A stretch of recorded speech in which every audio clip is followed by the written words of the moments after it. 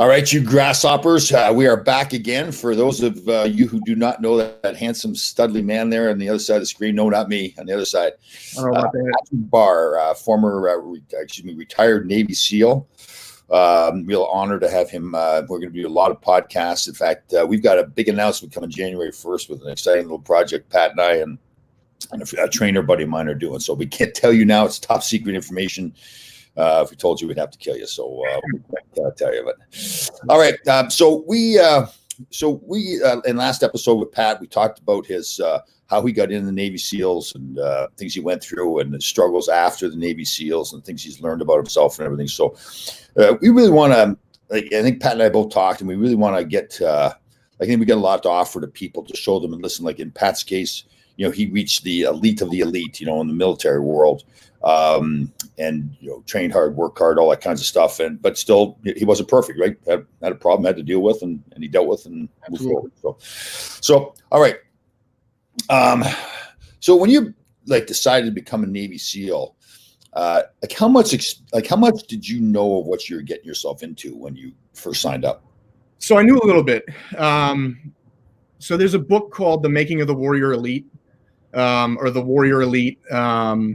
And I think it's by a guy named Dick Couch. And it kind of takes you through BUD/S, start to finish. And it doesn't go through, everything, but, it's a pretty detailed book just about exactly what you're going to get into when it comes to BUD/S. So I read that book like 3 times. I was kind of obsessed with it. And then on top of that, I was working with a SEAL Master Chief, ex-SEAL Master Chief, who was a mentor of mine, who kind of coached me along. So I kind of knew it was coming, but you don't really know what's coming. You might think you do, and then you start BUD/S, and it's a lot harder than what you think. I mean, you can read books all day long. You can talk to guys who have been through it all day long, but until you do it, you really don't know what you're getting into. So really, even though you sat with a guy that had been through it before and read the books about it. Yep. So when you started, though, you thought you knew what you were getting into, but it was like the mental and physical component of it was tougher than you thought. Yeah, he would talk about log PT or running with a boat on your head or surf torture. And I thought, you know what? I can do all that stuff. I can lay in the water and be cold. And you have no idea how cold you can get in San Diego. And, log PT, I thought, all right, 30 minutes of telephone pole, over your head and all that stuff. It was 3 hours, not 30 minutes. Oh. And, running with boats on your head for 7 miles. And in Hell Week, you literally, everywhere you go, you have that boat on your head, to a point where you have a bald spot on the top of your head at the end of Hell Week. So it's relentless, and you can't really understand that until you're really in it, Yeah. Well, that's amazing, right? Because I know now, say kids that are coming up to play in the National Hockey League, for example, it's really a changed world. It wasn't like that when I played, but they know what they're getting themselves into. They can train for it, and what it's like. I guess there's some comparison, really, because you get into a game for the first time, and it's faster than you thought it was going to be, right. More skill, but that's different than the physical torture that you guys are going through, right? Yeah, and I think training to get there, there's a standard test. You have to pass this test to get in, and if you can pass that test, you can get through BUD/S. It's just the mental part. I mean, that's where it all comes in, and it's a rough place. It's tough. So, what did you? Is there something that you learned when you were in that process of becoming a SEAL that you didn't anticipate you were going to learn? Oh man, yeah, I learned a lot. I think the biggest thing I learned was life isn't fair. And I think that started day one. Once we got off the plane from Chicago and landed in San Diego, we got to the BUD/S compound, and you're in your dress whites, and you're looking sharp, and by the end of the day, your dress whites look brown, because you're getting gear issue, you're doing medical, you're doing all this stuff, you're just getting dirty. And I remember an instructor looking at us and cussing us out for having dirty dress whites. And it's like, well, how could we not? Yeah. So, and then, there was a little beat down session that happened because of that. So it was like, okay, life isn't fair here. And then also, so during buds orientation, we call it bow. It's the first 2 weeks before you start actual buds, first phase. You have to do a quarter deck watch, which is basically, it's 4 hours of sitting at a desk, answering a phone and checking people in and that kind of thing. And the 2 a.m. to 6 a.m. watch is the worst watch to have because you're not going to sleep because you're basically up till 2 a.m. in bow. And I had that watch the Friday before we started first phase. And then I got in trouble for like the dumbest little thing. Like I left a stencil out or something like that. And they gave it to me again the next night. So basically that was 2 nights without sleeping. And then Sunday was, you're just preparing to start first phase. So it was basically like 2.5 days of no sleep before we started a week of virtually no sleep. So it's like, hey, like life isn't fair. What do you do with it? I could have just, self-defeated myself. Or it's just like, all right, roger that. I'll deal with it and continue mission. That's kind of it. See, that's amazing to me. I love when you say it that way, right? So obviously there's a purpose. That's the training. They're doing that on purpose. They're showing you that life isn't fair, but it doesn't matter. You've got a job to do. Accept the fact that it's not fair. Totally. Deal with it. How do you deal with it? You're gonna quit, or are you gonna keep going? So right. Is that something you think like is constant throughout the training? That kind of mentality. It's always absolutely. Yeah. I mean, it never ends. I mean, even once you get to your team, once you're an actual SEAL, and no, it just never ends. It was a constant throughout my 6 years in the Navy. Wow. I think another lesson I learned was just never become complacent. Right. In second phase, which is dive phase, there's a thing called pool comp, and if you get through pool comp, it's like this big test. You pretty much made it. You pretty much made it through buds, unless you screw up. And after pool comp, you do this cool like wreck dive. You dive on this shipwreck, and it's supposed to be this fun thing. And in buds, you're not allowed to walk. And one of our guys got caught. Like he was kind of like made it through pool comp. I'm the man. I'm gonna make it. Got caught walking. So they made us all get wet and sandy, get on the bus, and then we got on a boat and took it about 2 hours out to the shipwreck. And it was a cold, overcast day in San Diego. Right. And so something that was cool became something that just was awful immediately. I mean, it was just cold as hell for 2 hours out there and then 2 hours back. Right.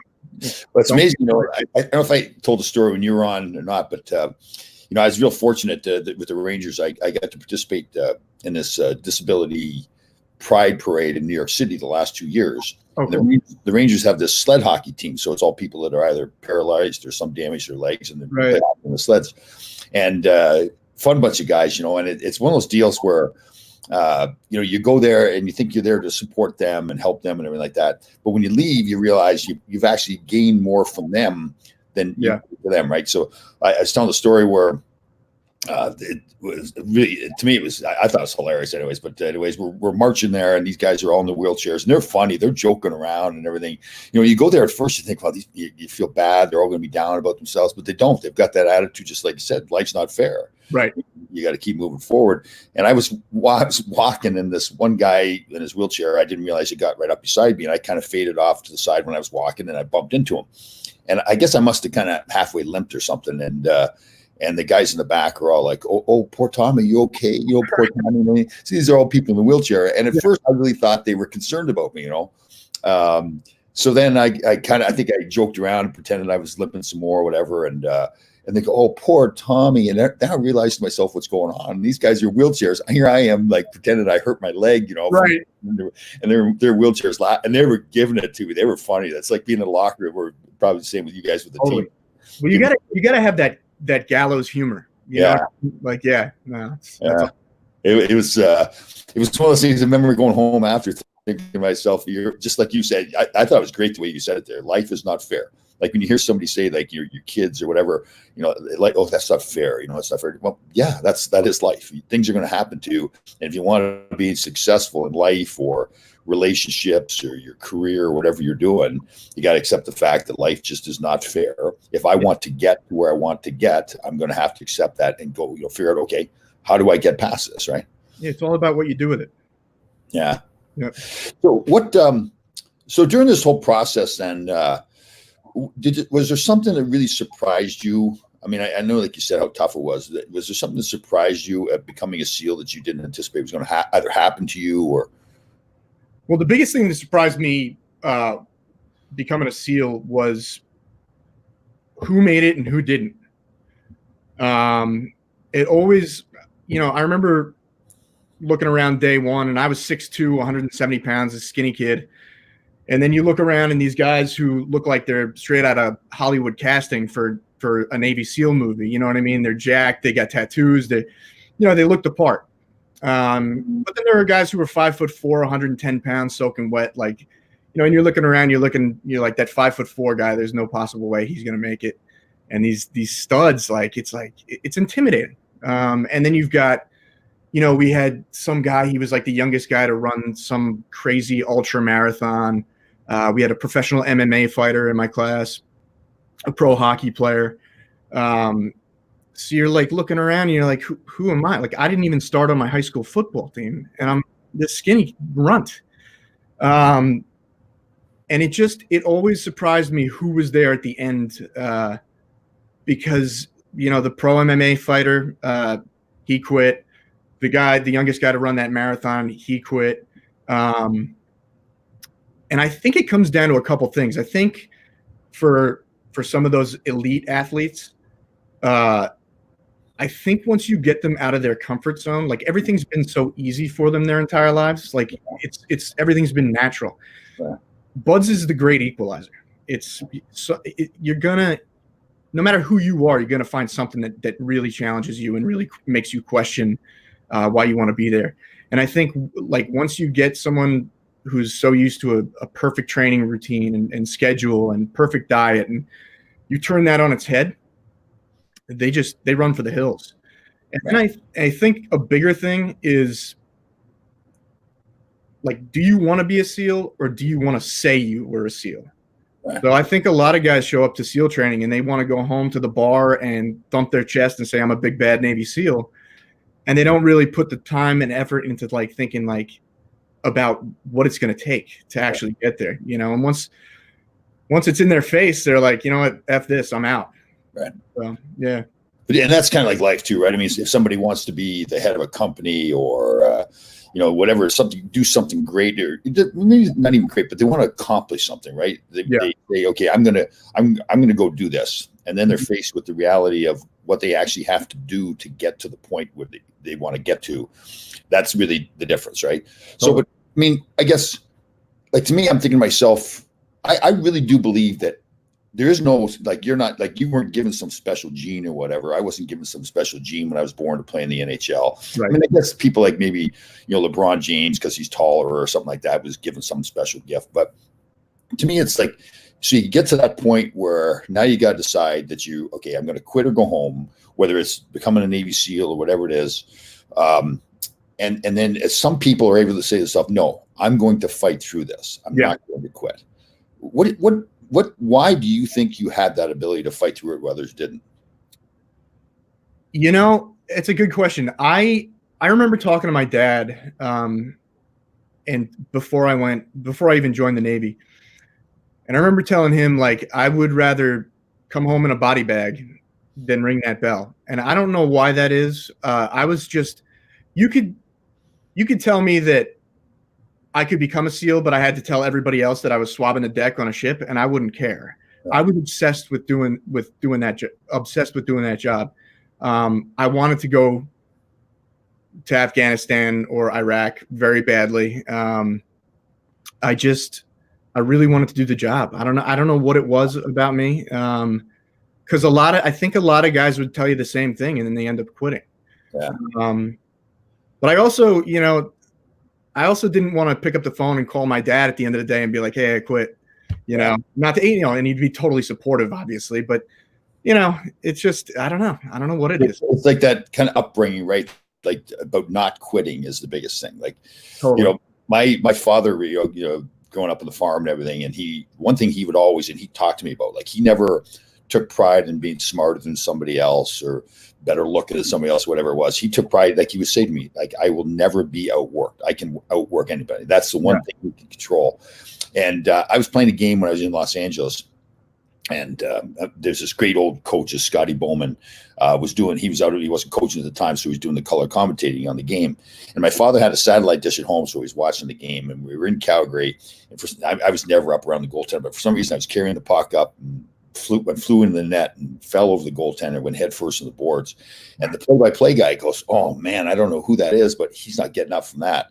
And Scotty Bowman stopped. He goes, "Oh, I think that's Laidlaw. He'll get up. He always gets up." Oh, that's awesome. My father saw that, and he waited for like months for me to see him face to face, and told me that story. Like, and he had tears in his eyes. He was so proud of me from that. Like, he never really got overly excited about me scoring a goal or whatever. But when Scotty Bowman said that his son would never quit, he'd always get up, man, he was fired up about that. So, a hell of a compliment. Yeah. So it's the same thing with your father, right? It seems like you grew up with that. Like, the worst thing that you would have done is to call your father up. He still would have loved you and accepted, that kind of stuff. But call him up and say you quit, you couldn't do it. It wasn't going to happen. No, definitely not. Like I mean, that thought used to go through my head sometimes when I was going through buds. It's like, well, you're not calling dad and telling him you quit. Oh, is that right? Eh? So, yeah, totally. Like, you might get injured and wash out that way, but you're not ringing that bell.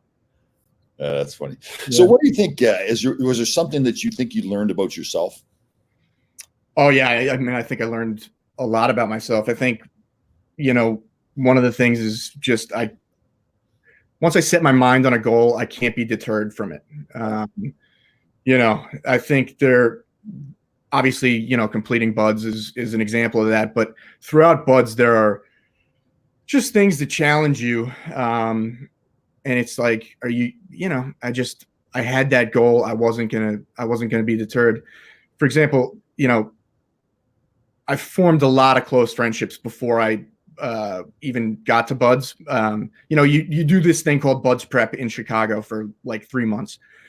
Made a lot of close friends, had real tight bonds. They all quit. And a lot of times guys who form those tight bonds with guys, and as they see them quit, like, they're like, well, I'm out too. For me, it was like, well, good luck on the ship. I'm still going. So that's one thing. I think I'm pretty good. I figured out that I'm pretty good at taking potential sources of like intimidation and turning them into inspiration for myself. For example, like the first day you step foot on the Buds compound, you fly in from Chicago, get off the plane in San Diego, and you step foot on the Buds compound. The Buds compound has like, there's just an aura about it. I mean, it's an intimidating place. You're looking at the class in front of you going through first phase, and it looks like hell. You've got the instructors kind of swarming around like sharks, staring at you. It's intimidating. And I think, I think for a lot of people, I don't think anybody quit that day, but I think they mentally did. I think they knew immediately. For me, it was like, I want buds to have that aura. Like, I was psyched. I was at the show. Finally, I was there. Right. So yeah, I mean, it was intimidating. I was nervous, but it was like kind of exciting. I apologize if you hear the phone. The other thing, once you get that first day, you get a gear issue. You get a ton of gear. Those little tan UDT shorts, those little like booty shorts that you wear during buds. Yeah. So you have to stencil your name on all your gear, your last name. And I remember, I think I got like 4 pairs of those UDT shorts, and I turned them around. You got to stencil your name on the back. And there were like 6 names in front of mine that had a line through them, meaning they quit. Oh. Because if you make it through buds, like, you keep your gear. Right. So those guys all had to turn it in. So I was like 7th name on each one. And it was, for a lot of guys, I think that was intimidating. It was like got in their head. It was like, what? Like, how am I going to be different than the 6 guys in front of me? Right. For me, it was like these, as lame as this sounds, like these UDT shorts aren't changing hands one more time. Like they stay with me. So yeah. And then I think just, I learned that I really enjoyed a challenge. And I kind of knew that about myself, obviously signing up to go to Buds, you know, you have to enjoy a challenge to some degree, but I don't know. I remember the first week we were there in Buds orientation, we did the obstacle course for the first time and I was awful. I mean, I think I failed 2 obstacles. My time was horrendous. I barely crossed the finish line. I thought I was going to die. I thought I was going to pass out. And as I was running to cross the finish line, a guy from the class before who got rolled into our class screamed, "Hey, Bar, stop sucking." And I wanted to kill him, but I could barely raise my arms, so I couldn't throw a punch at that point. Yeah. But that stuck in my head. So on weekends, me and my buddy would go, we'd sneak on to the O course and we'd run it over and over and over and over. And it became my best timed evolution in Buds. Wow. So yeah. You know, one thing that really struck me there, what you're saying too, is like when you're the guys you made friends with that would ring out, and you're kind of left on your own. And I remember I saw a quote someplace too. It said, "It's lonely at the top," I think was the quote. Is that if you want to reach some goal, a lot of people won't have that same drive and everything. And like I remember, growing up as a kid, I had all my buddies that were playing hockey and everything. When they would want to go out to parties if you got older, later in life and party and all that kinds of stuff. And I'd love to have fun too. Don't get me wrong, but I'd go off to college and do different things, and like go to camps during the summer and everything. And like sometimes I was on my own, and my friends were all off doing other fun things and everything. And you kind of felt there's sometimes where you would feel a little bit lonely. But I was just like you. I was determined to make it to a certain point. I had a goal in my life that I wanted to accomplish, and and even when you accomplish the goal, right? Like there's still sometimes where people don't want to hang around with you right all the time because you're this motivated guy that is doing things that they're not doing. Right. But I had a friend of mine that I played with, a good friend of mine I played with when I was a kid. And I was back in the Toronto area, and he gave me a call and invited me over to his house, and he sat me down and we were just chatting, having a beer. And I can't remember how exactly he said to me. It basically said, "Listen," he says, "you know what? I totally admire you. I had a chance to be just as good as you." And it's true. He was a better player than me, but he wasn't disciplined or anything to make it. Because I had a chance to make it to the NHL. And I guess I just didn't want to be away from my friends or lonely or whatever. And I wish now I had followed you, kind of like, doing what I had done. And it really meant a lot to me because, it kind of verified all those times the same as you, where everybody else was quitting or going to have fun or whatever it was. But no, you're sticking to it and fighting through it and accomplishing your goal. Totally. And it really is worth it, right? Once you accomplish that goal, it's all worth it. So it's all worth it. I mean, I remember in first phase, guys would go out drinking on the weekend, and I would grab a hotel room by myself, chill out, watch TV, and drink water. And that was pretty much it. There was nothing getting in my way, Yeah.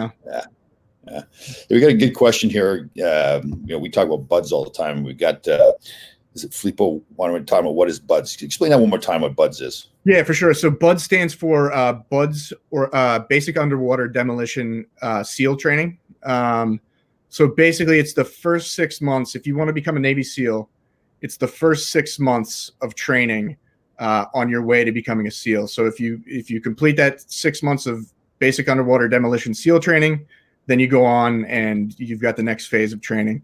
It consists of 3 phases. The first phase is just basically physical punishment. The second phase is dive phase. You learn to dive. And then the third phase is land warfare, where you learn to shoot and all that stuff. Pat, I just sitting here thinking about what we talked about for the last 25 minutes here. And to me, it's really motivating, right? Because it's, and I hope I say this the right way, I'm kind of lumping you in with me, that I was never the best at whatever I did. Like I wasn't the smartest. I wasn't the best athlete. I think I can say the same about you, right? It's 100%. But and I was lucky. I played in the NHL for 11 years. You made it to the top of the top in the military world, being a Navy SEAL. And it seems like it was really nothing special, right? we didn't have some special gift. We didn't.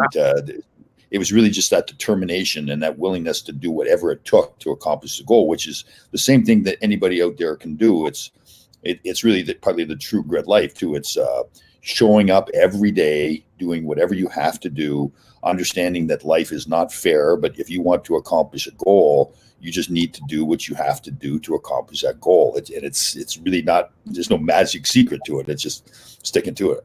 100%. I mean, a lot of guys that were a lot more talented than me ended up quitting. There's literally nothing special about me athletically or otherwise. I just had that drive and that motivation and got through it. Do you ever meet those guys that didn't make it that you got to be buddies with, and like, you ever sit down and have a beer with them and talk about, did they say to you this, and wow, I'm so proud of you? No. I try to stay away from that. I've only run into a couple of them.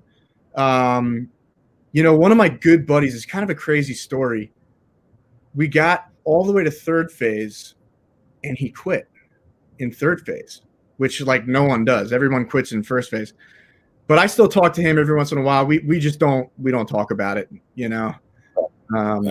But I mean, if they want to bring it up, that's cool. But usually they don't. I kind of wonder what those guys are thinking, right? Like, like that Patrick Barr made it, and I didn't. Like, why didn't I just stick through it, right? They've got to be saying that to themselves. If I just sucked it up and stuck through it, I would have made it where I wanted to go. A lot of them do, and a lot of them try to go back to buds. Right. But so I think whatever the success rate for getting through buds is, like, let's say it's 25-30%. I think it's lower. It was lower than that in my class, but we'll just say it's 30. I think for people who are returning, it's like 5% success rate. Like if you quit once, usually you're going to quit again. Yeah. So you just haven't quite found that mental toughness to fight through it, right? Even right. Try. Well, listen, this has been a great conversation. I love what we talked about today. And like I said, and I think you agree, this is something that goes across life. It doesn't matter, how old you are, what your race is, or what's your height or weight or whatever it is. If there's something out there that you really want to do, you really can do it. But you've got to decide in your mind that I will do whatever it takes to get it done. And you and I both do that. We don't know where we got it necessarily, but it's funny how you were the same way as me, where you were the fathers, where you just, it'd be awful to pick up the phone and call them and say, listen, I quit. So, great talk, Pat. We're going to, we'll have another one at least next week. I'm out in California right now. Okay. So we'll be back next week and we'll at least do another one next Tuesday, but we'll keep this going. All right. All right. Great job. Thanks. See you guys. Later.